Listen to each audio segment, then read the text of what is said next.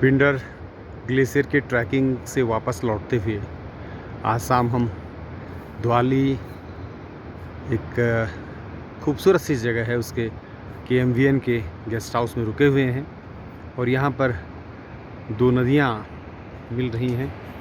एक पिंडर है, यद्यपि उसका पानी भी मटमैला ही नज़र आ रहा है, और ये दूसरी नदी यहाँ पर काफनी है।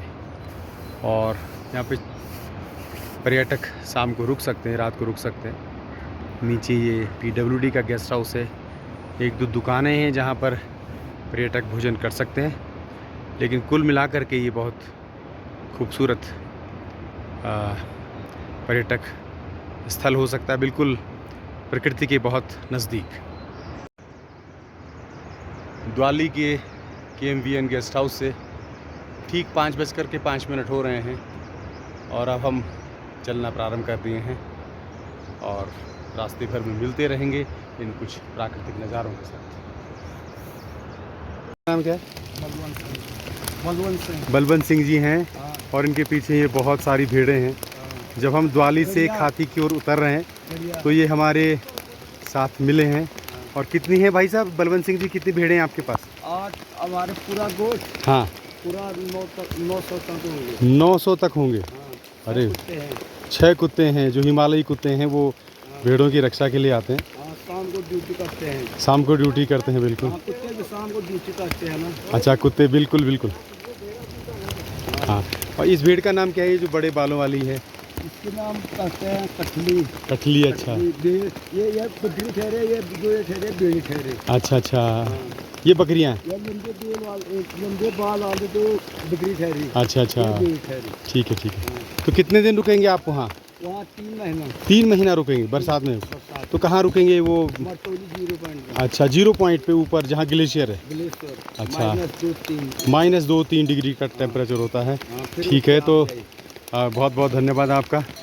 और ये देखिए बहुत सारी भेड़ें हैं, तो हमें चाहिए कि इस तरह की व्यवस्था हो कि इनके विपणन की, इनकी ऊन की विपणन की अच्छी व्यवस्था हो, ताकि इन लोगों को जो इतनी मेहनत करते हैं पूरे बरसात में ग्लेशियर के इलाकों में जहाँ के तापमान -2 से 3 डिग्री सेल्सियस तक पहुँच जाता है, इनको इनकी ऊन का और इनके मेहनत का पूरा प्रतिफल मिले। मैं कल एक और भेड़ पालक से मिला था ऊपर, तो वो कह रहे थे कि हम उनकी ऊन को, जो भेड़ों की ऊन है, वहीं पर फेंक देते हैं। तो हमारा निवेदन होगा हमारे पशुपालन जो विभाग के सक्षम अधिकारी कर्मचारी हैं कि वे इन लोगों की सुध लें। और देखिए कितनी मेहनत ये लोग करते हैं, इनकी मेहनत को सलाम किया जाना चाहिए। और देखिएगा पूरी कतार, पूरा रास्ता भरा हुआ है और हमें यहाँ पर रुकना पड़ रहा है। बारिश लगी हुई है, ठीक ठाक बारिश लगी हुई है, भीगने लायक, और उसके बावजूद भी ये भाई लोग अपने काम में लगे हुए हैं।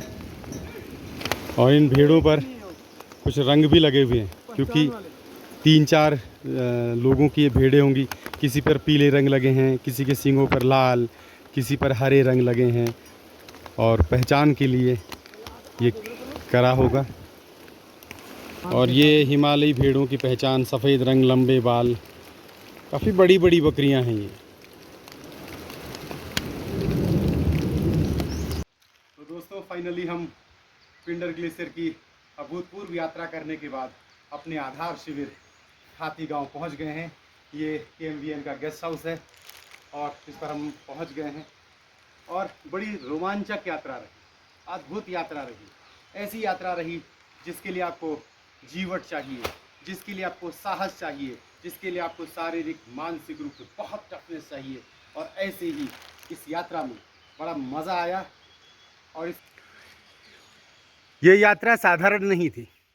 लगभग 52 घंटे की यात्रा में हमने इतने ही किलोमीटर या इससे भी अधिक किलोमीटर की हिमालयी दूरियां तय की हैं। और आप समझ सकते हैं, जब हिमालयी दूरियों की हम बात करते हैं तो चढ़ाई भी है, उतराई भी है।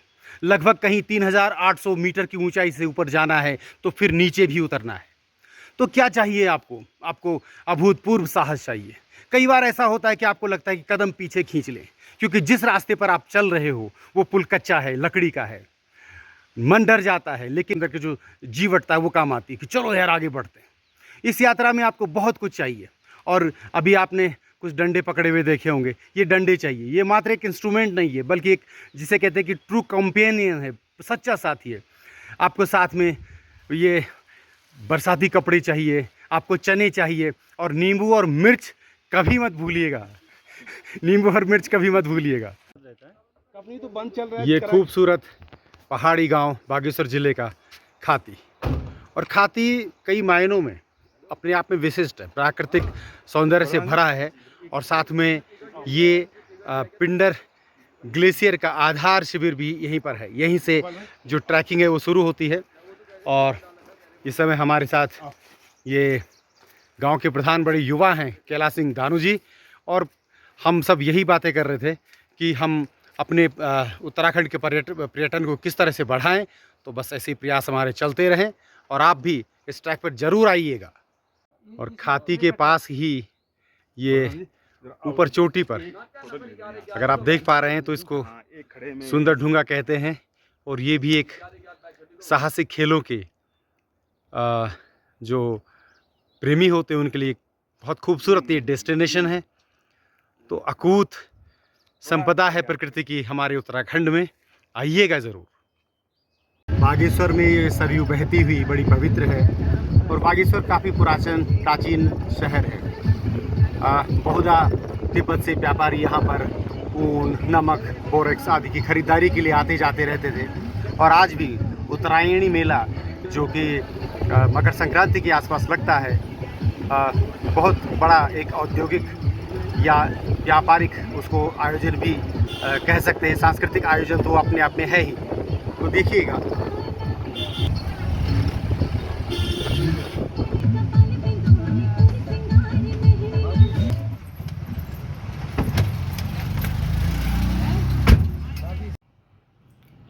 सुबह के लगभग 9 बज रहे हैं और अब हम हल्द्वानी से निकलने वाले हैं। ये आज हमारी यात्रा का इस वर्ष 2025 जून में ये आखिरी दिन होगा यात्रा का। लेकिन इस यात्रा में जो कुछ हमें मिला वो एक संपूर्ण टूर था। प्रकृति प्रेमियों के लिए इससे बेहतर कुछ हो नहीं सकता है।